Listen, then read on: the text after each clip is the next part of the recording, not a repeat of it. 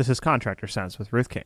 Welcome to Contractor Sense. Here you discover ideas, tactics, news, and information that matters to your contracting business and you. I'm your host, Ruth King.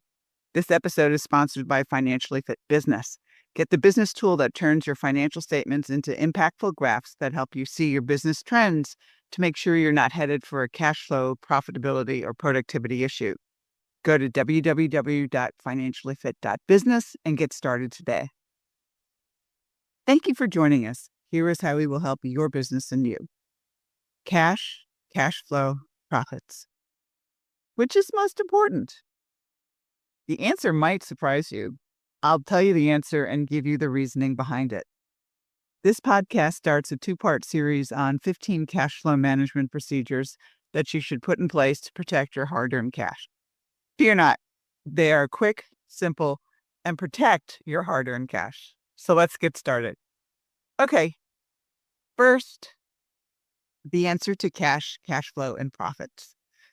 Everybody thinks cash or cash flow is the most important, but it really and truly is profits. And I'll tell you why. Imagine a tank of water that's really a tank of cash. And we have a spigot on top that when we open it, we add more cash into the tank and the level of the cash in the tank rises. And then we have a drain on the bottom where we have when cash goes out and the level in the tank goes down. So if cash were most important, then we would never be adding any cash to the spigot on top. And you'd have a certain level this month. You'd pay your bills. You'd have less the next month, less the next month, less the next month, less the next month. And eventually you'd run out of cash. So yes, cash pays your bills and cash is king and everything else like that. But you have to have the processes and procedures to get the cash. So let's take a look at cash flow. We have cash coming in through collections on sales and a little bit of interest on savings accounts. And if you sell an asset or you take money out of a line of credit or somebody invests in your business, there's all ways that spigot gets opened and cash rises in the tank. And then we have all those fun things that we have to pay, payroll, vendors, rent, utilities, all the things that drain our cash out. So we have cash coming in, the level rises, and cash going out, and the level goes down, and it goes up, down, up, down, up, down, up, down. So cash flow is important, right? But let me tell you a story because this shows you why cash flow is not the most important. Many years ago, there was two guys who started a HVAC contracting business together. And they grew the business from $0 to $2 million in 12 years. And this was back in the 90s when $2 million was a lot of money. And not that it's not today, but I mean, back then, if we think about how much inflation has cost, and they never looked at their financial statements. They only looked at P&Ls. They never looked at P&Ls. They never looked at balance sheets. They only looked at their cash in their bank accounts. And as long as they had the money to be able to pay their bills, take their discounts, and do their payroll, they were fine. So they grew the business from $0 to $2 million, and the growth stopped. So yes, cash was still coming into the tank, but it was going out faster than it was coming in because every once in a while they couldn't take their vendor discounts and they had to scrounge to pay payroll. And they were like, wait a minute, this doesn't make sense. We were a $2 million business. We've never had this problem. So they were smart enough to make a phone call to me. And long story short, they were losing a nickel for every dollar they took in the door. And how do you do that? It's really easy. The growth masked the lack of profits because the dollars from one job started the next job, which started the next job. And as long as the number of jobs was increasing, they were fine. The cash flow was there. But once the jobs leveled off, the cash in the tank went up by 5% less every single month. And so that's why profitable sales, which lead to positive cash flow, which leads to cash, is the answer. All right. So think about that. If you only look at your bank accounts to say, I'm doing okay, you may or may not be doing okay. So let's get into the 15 things to do. And again, they're quick, they're easy, they don't take a whole lot of time, but they protect your cash, they protect your cash flow, right? Number one is to review your bank accounts online every single day. This is like brushing your teeth. It does not take a whole lot of time to do it, but it also protects you from the bad guys. And here's what I mean by that. So I've been telling my clients to do this for years. And so an owner basically told his bookkeeper to do it. He didn't want to take the time to do it, basically. And as a result, the bookkeeper saw those two little entries that you get when you're setting up new accounts, like 2 cents and 47 cents or whatever they were. And he thought, oh, owner's just starting, setting up a new account, and he just forgot to tell me. Well, the next day, the bank called and said, did you authorize two $25,000 withdrawals? No. Thankfully, the bank called because they would have been out $50,000 to the bad guys. So, if you ever see those two little things and you haven't, done that to set up a new account, call your bank immediately and they're going to shut your account down, but it's a whole lot better than losing $50,000 or more. It's very easy to get your bank account with random number generators, knowing what the 9-digit code is for that particular bank. It's not hard. So always, for no other reason than that, just make sure your account is okay. But if you look at it, you're also going to be seeing all the ACH withdrawals. You'll see checks that bounced. You'll see checks that got written, money coming in, money going out. And it's a really good check to make sure that everything is okay with your bank statements, and do it not only for your operating account, but do it for your savings accounts too. It's really, really important to make sure that they are okay. And it takes less than 5 minutes. So it's like brushing your teeth. Brush your teeth, look at your bank statements, and look at your bank accounts online. Okay, number 2, know your numbers every single week. If you check your finances once a month, that's great. At least you're doing it once a month. Cash problems can snowball really, really, really quickly. And, looking at your bank statements and your bank accounts online is step one. But a weekly cash flow report is really important every week to know what did come in and what went out and what you anticipate coming in next week, and what you anticipate going out next week. And hopefully that is a positive number so that you have money left on the bottom line. If you want a copy of a weekly cash flow report, just send me an email or call us, and our numbers are at the end of this podcast.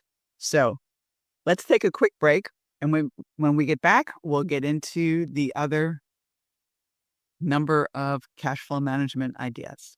We'll be right back. Thanks for listening to Contractor Sense. Imagine you had total freedom.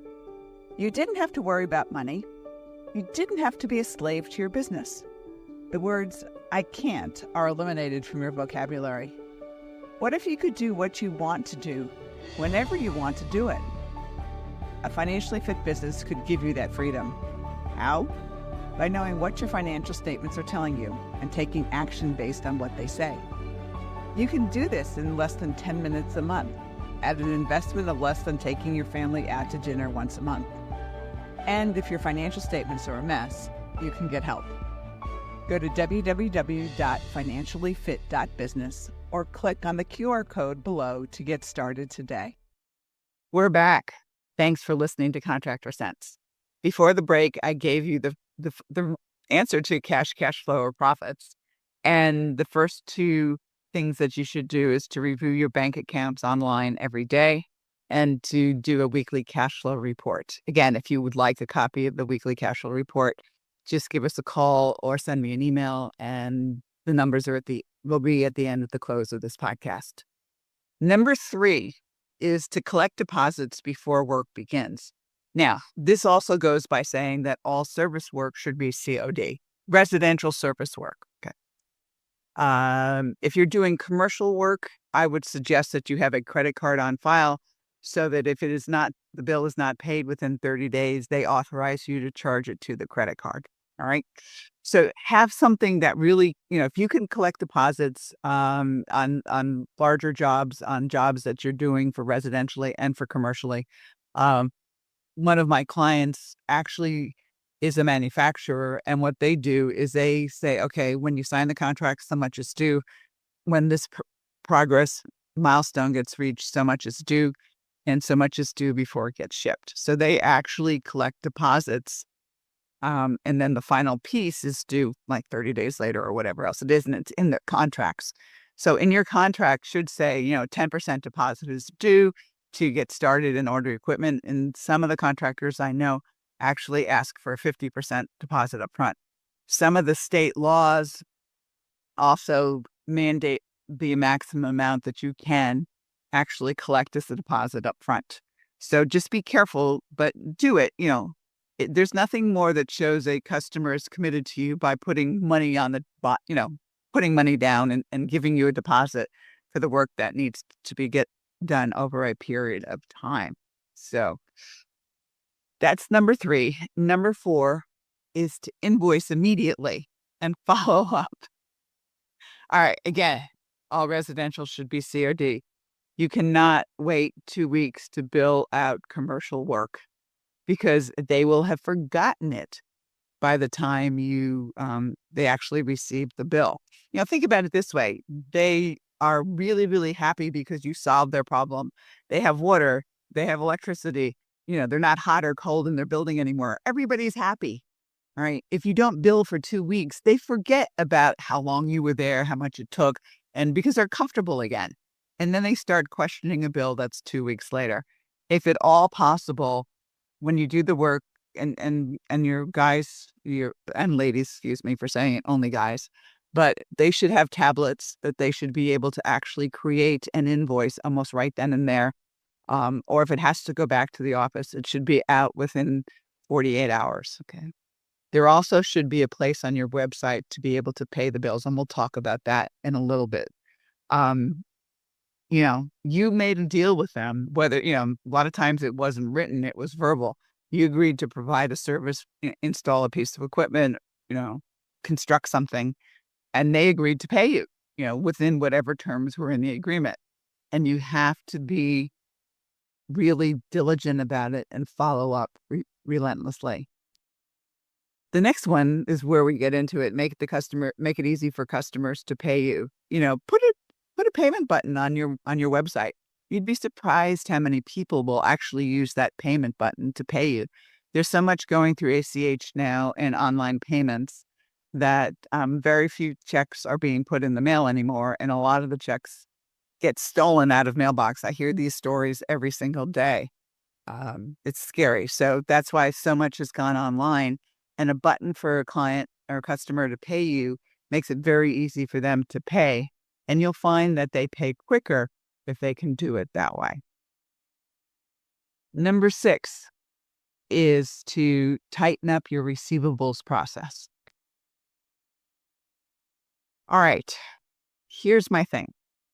Whenever you have a new customer, commercially, not necessarily residentially, because residentially, what should happen if it's a service call, the dispatcher is responsible for saying, Mrs. Jones, payment is due upon completion of the work.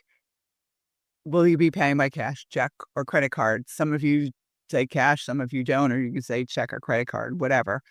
And the customer will say which method of payment they'll use. It should go in the notes. And then the technician doesn't have to say anything other than the office told me that you would be paying by check, or the office told me you'd be paying by credit card.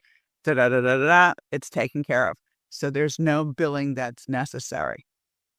From a commercial perspective, whenever you have a new customer, you have a choice of making them pay COD until credit's established, and some companies do. Other companies just take a credit application over the phone, and they establish credit right away. It's your choice whether you want to take a credit card before for the work until credit is established or not. The other thing is, if you do establish credit, and most do, call the accounts payable department of the company that you are going to be servicing and doing work for. And you or somebody who's on your team should introduce themselves and say, hey, I'm, Ruth with ABC Company, and we just started doing work with you. Can I talk to somebody in your accounts payable department? And they'll connect you with, somebody in the accounts payable department and introduce yourself again and say, hey, we just started doing work with you. I want to know what the process and the procedures are so that we can get paid on time. Number one, you're already putting them on notice that you're serious about collecting your money. Number two is you'll know whether you have to get a store stamp, a manager signature, an in-app time record, many, many different things so that you're in a situation that you get paid on the 30th or by the 30th of the month. I would also, if possible, keep a credit card on file that you do not have to charge unless they do not pay. Now, if you're going to keep a credit card on file, they have to be kept separately under lock and key.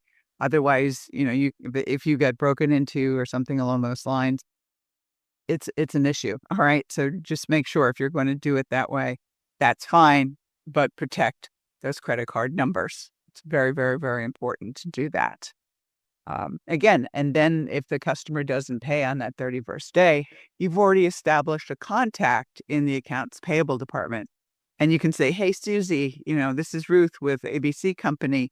And we had submitted a bill and our terms are 30 days, which the company had agreed to. And I haven't seen payment. When can we expect payment? And then they know you're not kidding. So if you're in a situation where you don't call for 60 days or you don't call for 90 days or something like that, they think you don't need the money. All right. Or if you don't bill for a month, gee, they took a month to bill. Let me take it 2 months to pay. They don't care. All right. You'd be very, very specific and very, very serious about billing and collecting. It's very important for your cash flow. So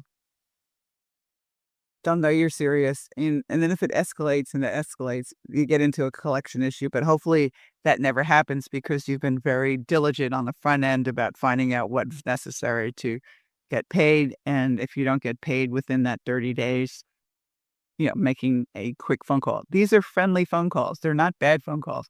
The ones that get kind of frustrating are the ones where it's 60 or 90 days or they're just avoiding you. So those are the things that I would do to tighten up the receivables process. Okay, so in this session, we've talked about reviewing your bank accounts online every day, to know your numbers every week, i.e. a weekly cash flow report, collect a deposit if at all possible before work begins or residential being COD, invoice immediately and follow up, and then make it easy for customers to pay you. So thank you for joining us. Choose the one thing that you discovered and implement it in your business. These ideas, tactics, and strategies help you make more money, have more free time, and give back. If you like today's program, spread the word. Please review this podcast on any device you're listening to it on. Help a fellow contractor make more money too. For comments or questions, or if you'd like a weekly cash flow report, call me at 770-729-0258 or email Ruth King at hvacchannel.tv. Thanks for listening. Have a great and profitable